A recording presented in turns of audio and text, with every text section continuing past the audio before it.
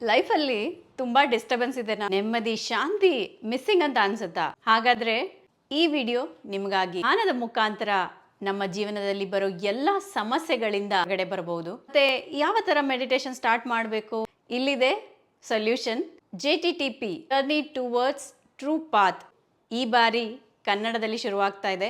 ಇದು 30 ದಿನದ ವರ್ಕ್ಶಾಪ್. ಇಲ್ಲಿ ಪ್ರತಿದಿನ 5ರಿಂದ 6 ಗಂಟೆಗೆ ಸಾಮೂಹಿಕ ಧ್ಯಾನ ಇರುತ್ತೆ. ಹಾಗೆ 6ರಿಂದ 7 ಸೀನಿಯರ್ ಮಾಸ್ಟರ್ಸ್ಗಳು ಪತ್ರಿಜಿಯವರ ಕಾನ್ಸೆಪ್ಟ್ಸ್ ಬಗ್ಗೆ ನಮಗೆ ತಿಳಿ ಹೇಳ್ತಾರೆ.